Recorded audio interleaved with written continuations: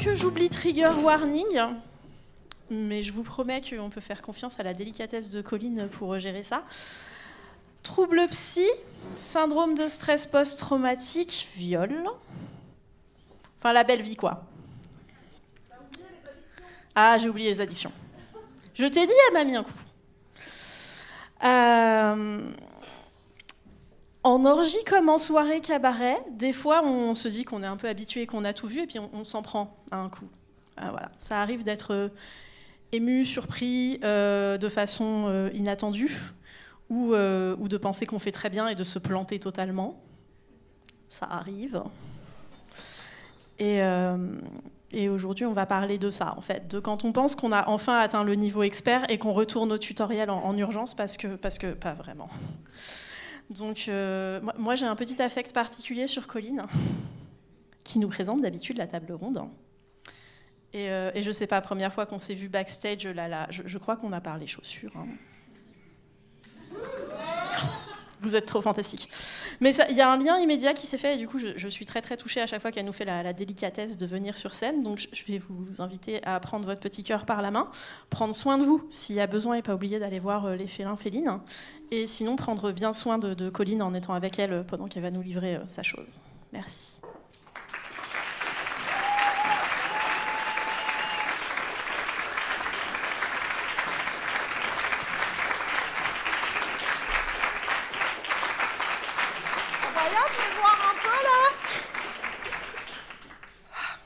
Un peu que je vous vois un peu aussi. Je vais le faire parce que j'ai toujours rêvé de le faire. Je ne sais pas si un jour ça va pas arriver. Bonsoir Paris.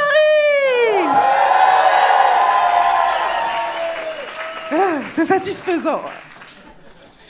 Alors, effectivement, il y avait une liste de trigger warning. Exceptionnellement, je tiens quand même à préciser que dans la liste des choses qui font que je ne suis pas qu'une femme blanche et privilégiée en Europe, je suis aussi autiste, TDAH, je suis plus droguée maintenant, j'ai les médicaments prescrits.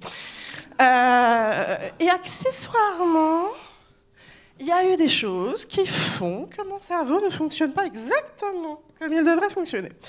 C'est la raison de l'existence de ces fiches. Après le passage de ça, autant vous dire que je suis très contente de ne pas m'être fait confiance et d'avoir fait les fiches. Je sais pas vous, moi j'ai trouvé ça intense. J'ai pas pleuré parce que mon maquillage il est pas waterproof. Et j'ai passé suffisamment de temps à le faire et j'ai pris un Uber exprès pour pas le défaire dans le métro. Hein. Alors, juste pour savoir, c'était bien Noël? Il y a des copains à moi là-dedans. Hein.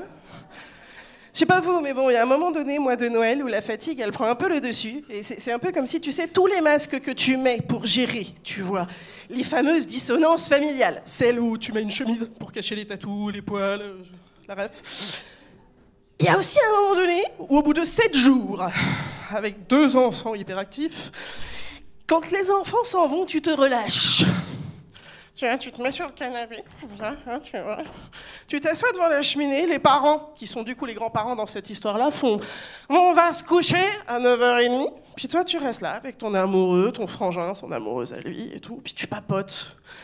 Puis genre, je suis fière, mon petit frère, il a 13 ans de moins que moi. Il m'a posé des questions à tous les âges où moi j'avais personne à qui poser les questions, donc à un moment donné, tu te sens un peu level up, tu vois, c'est ton niveau 2, chaussettes, t'as confiance en toi. Et puis on discute de trucs sur comment les limites, ça se négocie dans un couple. Parce que sur le début, en vrai, sur le début, tu vois, c'est comme un entretien d'embauche. Les 2 chaussettes, elles sont pareilles. T'as le bon caleçon, la bonne culotte, le bon soutif, c'est pimpé, le maquillage, il est nickel, la coiffure aussi, t'as pas pris une cuite la veille. Et puis il y a la durée, où tu commences à négocier un petit peu avec toi-même les virages. Quand tu commences à négocier les virages, en général, il y a une forme d'assoupissement de l'éthique. Tu sais, c'est genre le moment où tu scrolles aux chiottes, parce que, bon, je veux dire, en vrai, ils savent pas si tu fais pipi ou caca. Tu peux prendre 5 minutes de plus, tu vois. Et du coup, on arrive sur le sujet, juste avant. Il y a des couples hétéros dans la salle ce soir? Il y en a quelques-uns. Et même dans les couples pas hétéros, est-ce qu'il y en a qui se sentent victimes si je prononce le sujet des boutons? Qui ici a déjà dit oui à sa moitié pour un bouton juste pour avoir la paix. Ok, ça chafouine, ça lève pas vraiment des mains, mais il y a des rires. Moi, j'ai un tout petit problème avec ça. Ouais, c'est le moment où j'ai mis développement du concept de classe. Parce que, pour vous expliquer comment ça fonctionne, je suis obligée de vous faire un petit résumé de à quel moment de ma vie j'ai trouvé des solutions pour essayer de négocier avec moi-même tout en n'ayant pas parfaitement conscience de ce qui se passe partout. C'est un peu ce qui se passe chez les gens qui ont subi des stress très intenses et qui n'ont pas tout le temps conscience d'eux-mêmes. C'est la partie pas fun, c'est la partie dissociation. Et je regarde de manière un peu compulsive des vidéos de vulgarisation scientifique et notamment de psychologie. Ça, c'est la partie autiste. Je vais me freiner, respirer. Je ne vais pas vous faire 27 minutes sur ce que c'est. Je vais juste vous dire qu'il faut aller voir un gars qui s'appelle PsychoQuack, qui fait des vidéos de 15-20 minutes max de vulgarisation sur des concepts psy et qui sont très intéressantes quand on a envie de faire le tri sans commencer à mettre des mots très compliqués ou à penser qu'on a un super bac plus 10 alors qu'on a fait 2 heures sur YouTube. Et du coup, alors là je vais vous le lire un petit peu précisément parce que quand je suis stressée, je parle beaucoup, je me souviens pas de tout ce que j'ai dit. Donc là, c'était comprendre ta personnalité avec la métaphore de la classe. C'est comment fonctionne une personnalité et pourquoi on n'est pas toujours d'accord avec nous-mêmes. Pourquoi, tu sais, genre, il y a des polyamoureux dans la salle ? Ok.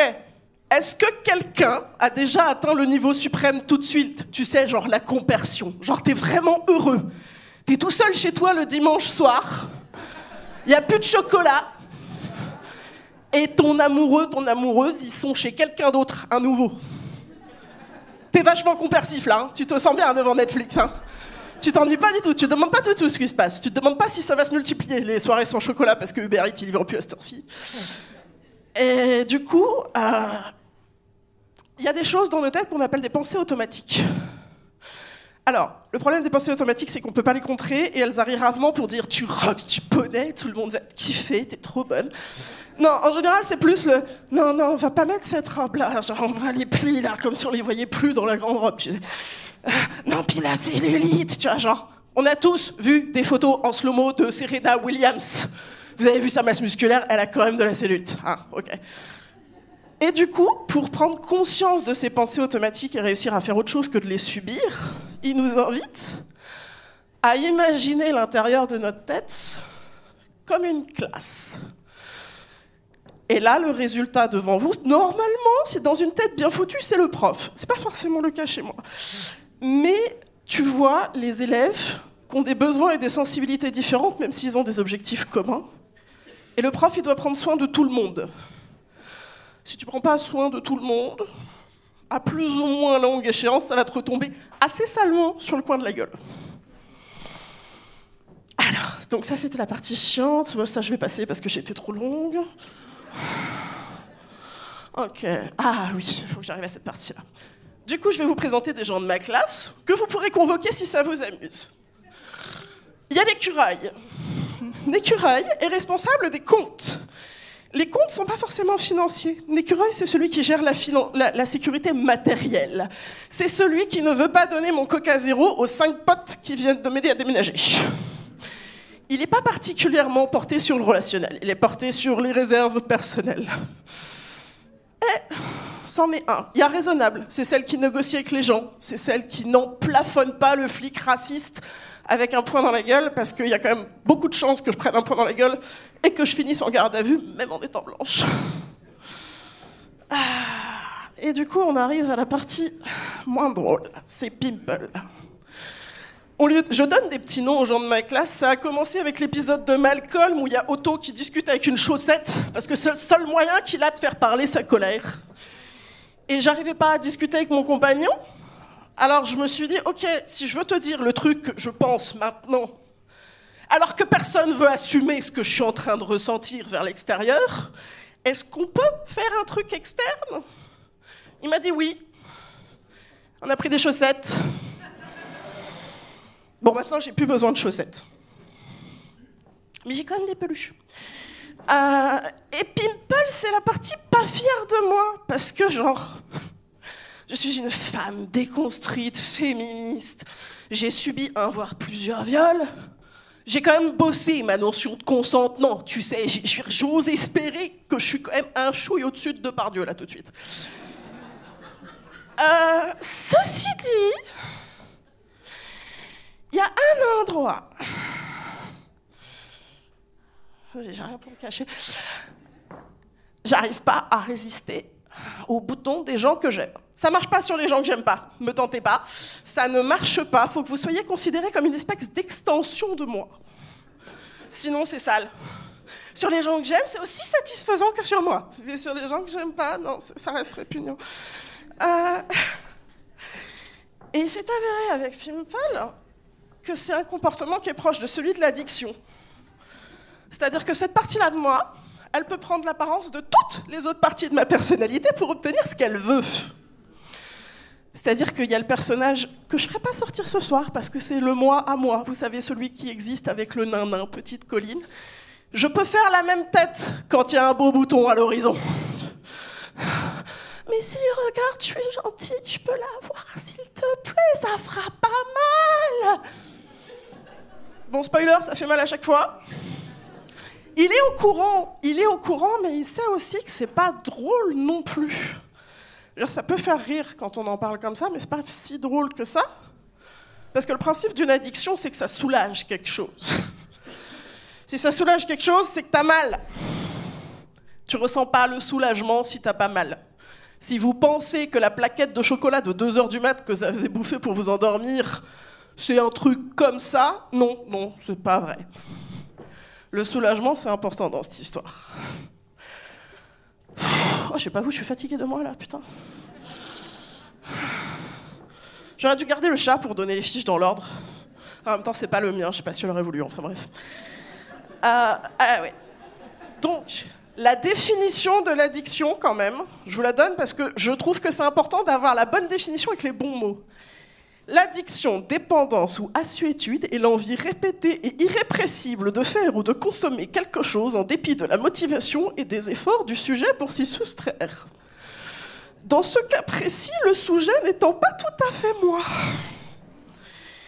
Et quand je disais ça devant mon frangin et son amoureuse, j'ai senti qu'il y avait une espèce de bascule de tension, là.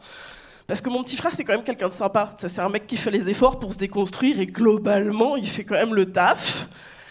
Mais quand t'as été élevé dans un rôle toute ta vie, t'as un peu des angles morts des fois. Tu vois, tu te mets à mansplainer ta meuf devant toute ta famille parce que tu penses qu'elle devrait se reposer. Là, t'es en mode, non, c'est un sujet privé. Donc il se fait reprendre en général quand je suis avec lui. Là, et là, bah, c'est moi qui me suis fait reprendre parce qu'il y a eu toutes ces petites phrases de merde là, que j'ai aucune idée sur quelle fiche je les ai mis, putain. Je vais vous donner les fiches. Peut-être que j'aurais dû prendre des chocobons, tu vois. Et genre, celui qui m'aurait trouvé la bonne fiche, il aurait eu des chocobons. Ah, mon chat, merci. Ah, c'est la fiche où il y a les phrases de merde, là. Pourquoi j'ai fait ça, moi? Pourquoi je suis sur scène? Je suis épuisée, je vous dis. Je suis double ritaline, codéine, rhinosinusites, syndrome prémenstruel. Ah, c'est ça.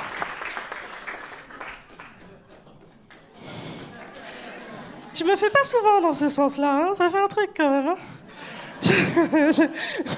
On pourrait prendre l'habitude, mais bon, après, je sais que ça se paye. Ah, donc, c'est les fameuses phrases où on s'est rendu compte au moment où je les ai dites que je les avais déjà entendues, mais ailleurs. Allez, quoi? Ça fait si longtemps. Maintenant qu'on a commencé, faut finir. Le bouton, il est à moitié sorti, on le laisse pas comme ça, là. Tu peux pas me faire ça. Tu vas pas me laisser comme ça? Non, puis ça me fait du bien, tu sais, je dormirai mieux après. Et là, tu passes d'un moment où tu croyais que t'étais clean, au moment où t'as champé l'endroit où t'as rangé tout le côté addictif et non-consentement. Ce qui est un chouille, un problème pour quelqu'un qui pensait s'être déconstruite. Et là, on a réalisé qu'il y avait quand même toute une bascule sur le consentement, juste... On y pense souvent dans notre rapport au corps, à la puissance qu'il y a dans un viol quand on parle des hommes sur les femmes. Mais on passe pas trop à la partie où nous, on passe les limites avec les mêmes phrases et ça reste du corporel. À quel moment on est cohérent quand on brouille cette limite et qu'on attend que dans le cas inverse, on nous entende? Je veux dire, si moi, je fais le forcing 3 fois par semaine pour avoir le sublime bouton au milieu de son dos parce qu'il a porté ses bretelles trop longtemps, quand est-ce que je peux, moi, me sentir droite dans mes bottes quand je dis que j'ai pas envie, que c'est non, ou que j'entends pas sa frustration? J'ai de la chance parce que j'ai un amoureux qui fait pas ça. Mais c'est un peu le premier. Du coup, j'ai été obligée de m'intéresser à Pimple. Je veux dire, Pimple, avec tous les mecs hétéros de ma vie, c'était même pas la récupération des intérêts en termes de crédit. Genre, je touchais pas au capital, juste prenais de temps en temps. Et à un moment donné, le problème avec cette histoire de métaphore et de classe, c'est que tu peux licencier personne dans ta classe. Si tu y as pensé un jour à licencier l'écureuil, le gars en colère, ta culpabilité, essaye même pas. Tu peux pas virer quelqu'un de ta tête. La seule chose que tu peux faire éventuellement, c'est le reclasser. Tu dois, dans la même entreprise, lui donner un nouveau poste.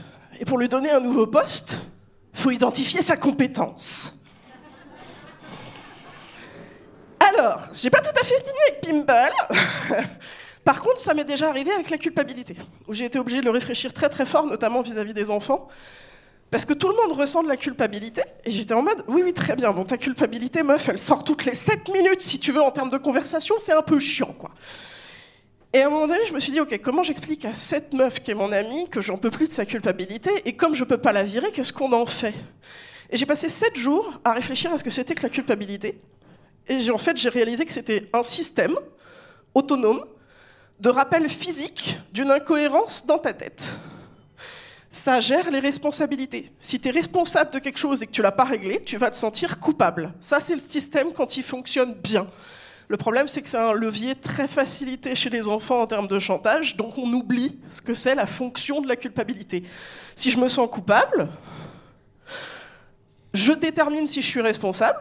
Si je suis responsable, je dois faire quelque chose pour que ça n'arrive plus, réparer, m'excuser et mettre des process de réparation. Donc j'ai relocalisé Gulti sur définir mes responsabilités dans le monde. Et là, il s'est passé un truc un peu compliqué avec Pimple, c'est que ça fait 2 jours que Louis me demande ce que je vais dire sur scène et ce que j'en pense. Et j'ai réalisé que le travail de Pimple, c'était de récupérer là où on m'avait pris injustement. Et c'est un peu compliqué parce que j'avais pas prévu de dire ça. Mais le numéro de Simba a eu un impact un peu intense sur moi. Je vais être obligée de relocaliser quelqu'un qui va être obligé de dire aux gens « je suis pas d'accord ». La balance, elle est pas juste. Tu me prends des choses sans que je le veuille et tu refuses de me rendre même à un autre endroit. Et ben ça, ce sera un prochain épisode. Mais globalement, s'il y a quelque chose dans votre tête qui ne va pas, essayez de lui donner un petit nom et de discuter avec, parce que vous n'arriverez pas à le virer de votre classe. Vous avez besoin de tout. Même de Pimple, même si vous ne le savez pas.